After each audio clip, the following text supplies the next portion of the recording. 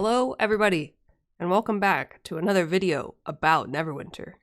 So, 1 year ago, I don't know if it's exactly to the day or not, but 1 year ago, I made a video called My Hopes for 2019. And in that video, I talked about things that I wanted to see happen with the game in 2019, whether that be like updates in general, specific things like stronghold related, or just things that I thought would make the game better and more fun in different ways. And in this video, I'm going to look back on that. Yes, I rewatched my old video and it was very cringy, but I rewatched my old video. I wrote down all the points I made, and in this video, I'm going to look back and review them and see if anything that I suggested actually happened in some way or another, how it happened, basically just seeing if my old ideas are still even worth thinking about. I separated it into 6 different sections. The first one being inventory, which is a pretty weird way of describing it, I guess, but it makes sense. And in that, I wanted a quest items section in the useful items tab. This is something that has been suggested by multiple people over the course of a long time, and it did not happen. And I'm still upset about this because I think it would make things so much better. You would have all your quest items that you need not cluttering up your main inventory, and instead you'd have a separate bag specifically for those. Plus, the useful items tab doesn't even have that much stuff in there at the moment anyway, so there's plenty of space for it. And the only other thing I talked about that was inventory related was retraining tokens, which now work completely differently, sort of, than they did a year ago anyways.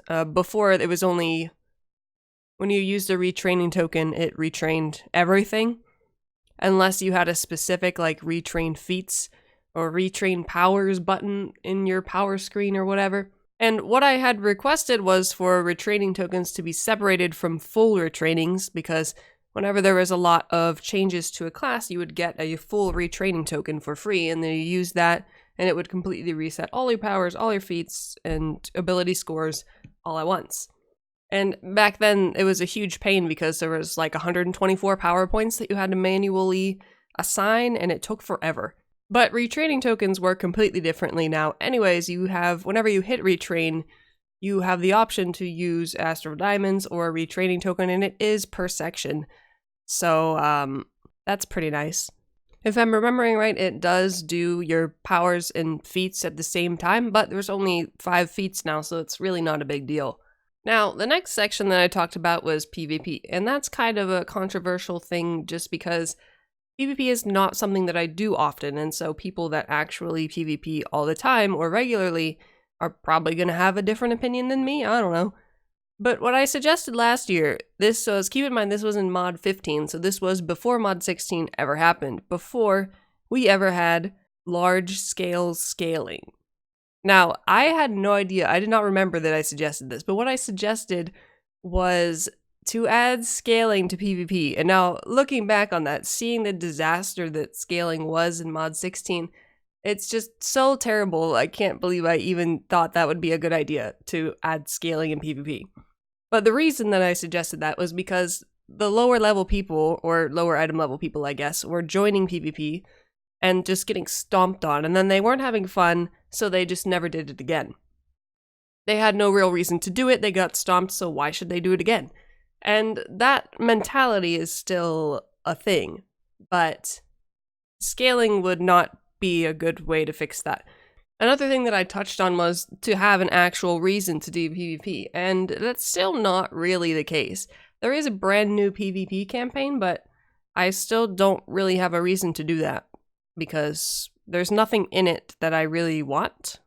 All the PvP boons are different, but I don't really care about those because I don't want a PvP. Yeah, you get 300k rough Astral Diamonds if you complete up to the 4th task in each section. But that's a lot of work just to get 300k. Like, I can get 300k in 3 days, but I won't be able to get up to that campaign in 3 days. Not with the few amount of people that PvP, but the only reason, or the only way you can get people to PvP is to give them a reason to do it, obviously. But since so much of the player base is PvE only, PvE oriented, dungeons, quests, and all that. The game is mostly PvE oriented, so the only way to get people to do PvP is to give them things that are PvE oriented in it, which doesn't make a whole lot of sense, so it's not a thing. But anyway, the last thing I talked about for PvP was a new map, which we got, surprisingly, Stardock Arena. I don't remember when it was first said or mentioned or hinted at. I think it was in a live stream of some sort, but it was something that people knew about before it came out. Having a new map is great, but we still need a reason to actually want to PvP. Now, random queues. Random queues have been changed like 16 times since they came out. Random queues right now I feel like are actually in a pretty good spot. The dungeons that people would get into and then immediately quit and make the people have to wait for the rest of the replacements in the group or make them quit, those dungeons for the most part were taken out, so you don't have Castle Ravenloft. Castle Ravenloft was a big one. Fangbreaker Island I think is still in there. Fangbreaker Island is in there, Spellplague Caverns, and Tomb of the Nine Gods, and those are pretty much the only 3 semi-challenging dungeons in there, and I think that's fine because there's plenty of other options in there. They're not too hard that no group's going to be able to do it. Like, you can get a random group together and do all 3 of those dungeons whenever you wanted. So there's nothing in there that's actually too hard. And the trial queue, it just has the older trials that are definitely doable, with a random group, Tiamat being the one that is the most challenging, but still doable most of the time. So I think random queues are in a pretty good place. The roll bonuses are great, I think. I can do the epic dungeon queue and the trial queue, and if I have the roll bonuses, I'm already capped on my AD for the day after I open the chests in the dungeons. So I consider that a win. But really what I wanted with the random queues was a way to deal with people who go AFK, or I called them f***ers, people who just do nothing and want to be carried, you know, in the random queues. But the way that you kick people is still the same. It was a bigger problem back then because people would just go AFK when they got into, like, Prophecy of Madness or Castle Ravenloft and wait for somebody else to take the leaver penalty so that they could leave, or they would just teleport out, go to Protector's Enclave and just chill and make everyone else wait until somebody left and took the leaver penalty. That still happens, but it doesn't happen as often as it used to, at least from what I've noticed. Maybe you all think differently, but I still think it's a problem, but I think it's always going to be a problem in some way. The easiest way to avoid it is, of course, to form your own group and do random queues that way, but it's just not as big of a problem as it used to be, so that's pretty good. And now the other thing with random queues that I wanted to see was role-based queuing. I didn't call it that in my video. I basically said that if I wanted to queue as a DPS cleric, this was in mod 15, remember, Divine Oracle, you couldn't, because as a cleric you were a healer and you were assigned the healer spot in the random queues no matter what, whether you had a DPS build or a healer build or a buff build or a mixture of any of the above. So you couldn't queue for random queues as a DPS cleric or a DPS paladin or anything that wasn't primarily a DPS. You can role-based queue now. You can queue as a healer cleric or a DPS cleric. The only thing that you cannot queue as is a DPS paladin, because paladins don't have a DPS Paragon. But that's not a huge deal, I don't think, and paladins don't have as much DPS as they used to anyway. It's still possible to be a DPS paladin, it's just not as common, so that's not something that's really a problem anymore. The last thing that I wanted to see was more dungeon difficulty options, and this is something that I still want to see, but I want to see it done correctly. Tales of Old was a lot of time invested, especially for, which one was the hardest? Dreadvault, because it was bugged and you didn't get any of the time or heart bonuses 99% of the time, and the rewards were pretty good. You got the artifact set that I use one piece of on my cleric right now. There's that, and then there's the artifacts, which are really good, and a lot of people are using them. So that's fine, but the amount of time invested in the dungeon itself, like 5 runs of the exact same dungeon, it gets really boring. This is not really relevant to what I was originally talking about, but the thing I suggested was to have dungeon difficulty options like you had in the Barovia hunts, with the different cards, like increasing enemy movement speed, increasing enemy health, increasing their damage, decreasing your power, you know, stuff like that, which is all things that not all, but a lot of things that we saw in Tales of Old. But in regular dungeons, this is a lot less time invested. The only thing that would really need to be changed if you added these would be to scale the rewards accordingly. And this is something that I did mention in the other video, but I think rewards and rewards versus time and rewards versus content is something that is a big problem right now, and is something that we had a discussion about in the Mod 18 beta group, and I've seen people talking about it on the forums and stuff, so it is a pretty large issue at the moment, a debate issue. So hopefully in 2020 we'll see some updates to rewards and the whole rewards versus time, rewards versus content thing. Anyway, moving on to professions. There's only a couple things that I really talked about here, neither of which exist. What I wanted was a better explanation of the new profession system, because the tutorial didn't explain everything.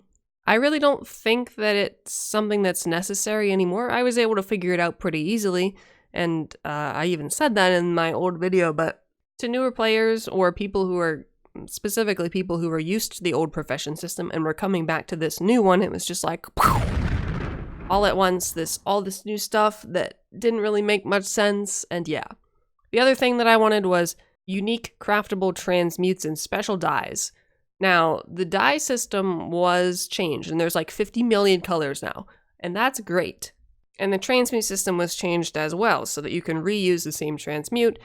The only thing that's missing now is cross-class transmutes, which I feel like is probably not going to happen anytime soon, and custom dyes, like you select 3, like something that you craft, you select 3 colors that you have unlocked, it makes a dye pack, and you can sell it on the auction house.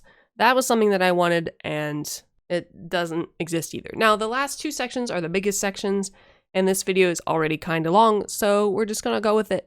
I'm just going to go ahead and say that nothing in the Stronghold category has happened, because we have not had a Stronghold update, and that's probably what I'm most upset about with Neverwinter in 2019.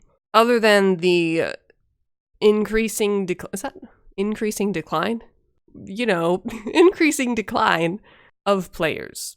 That's the other thing. That probably comes first, and then second would be the fact that there's not been a Stronghold update. Now, I do know that the Stronghold was created by, or coded by, people who no longer work for Cryptic, and the code is old. So it would take extra work to figure out how it works in order to update it, and I understand that, but Strongholds are a huge part of the game. And it's something that really needs updated, and I'm just praying that it comes in 2020, because I think that will bring people back together in some way. Now, the last section is just a bunch of general stuff, the most importantly being legendary insignias. I suggested this in some way. I said I wasn't sure if I wanted legendary insignias, but I did want some kind of upgraded or refined insignia. And that's what exists now. You can refine your purple insignias into legendary. And when I first heard that it was announced, I was like, I predicted this. I really don't think I had anything to do with that decision. But I really wanted them to optimize the social tab, because even on my beefy computer, the friends list still is not smooth to scroll down, as I have so many friends. I'm pretty sure I haven't even spoke to half of them ever. But there's that, and then the mail. I really would like to delete multiple mails at the same time, or select multiple mails at once and collect items all at once, especially when I go to the auction house and buy like 50 things in my shopping spree. I want to be able to collect all that at once instead of going click, collect, click, collect, click, collect, because it takes like 5 years. You know, if I added up all the times I said some things took 50 years or 5 years or 27 years, I would be really old. Now, another thing that I suggested was I wanted to see new events. Now, that was something that definitely happened. We had 3 new events in 2019. The Feast of Lanterns, Tales of Old, and Hell Pit, which is great. I love new events.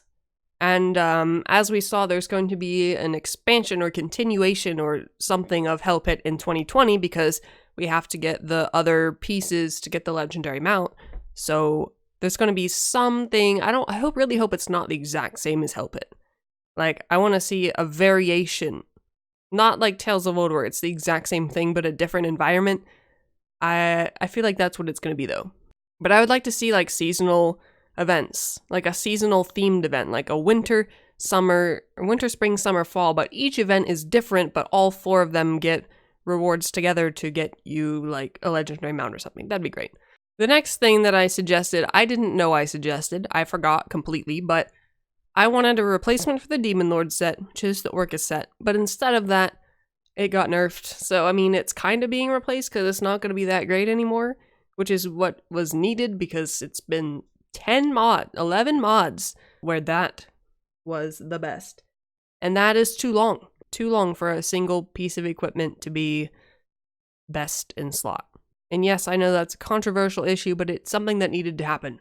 Now, I also wanted to see more information being easily accessible in the game, like specifically in mod 16 and up, the enemy counter stats type stuff, because that information is not available anywhere. The only place where you can see enemy stats is in the queue section, where you can see what the enemy stats are in the different dungeons. But the actual stats that enemies have at each level when you're leveling is not anywhere.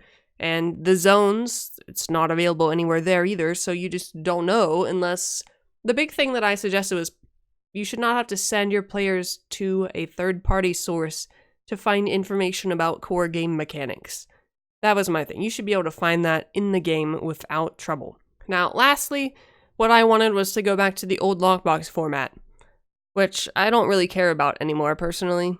I'm over it. I was upset because you didn't get as much stuff. There was no packs. It took up like 20 million inventory spots, and they don't benefit from double refinement stones anymore, which sucks, because that was really nice to get all that extra stuff.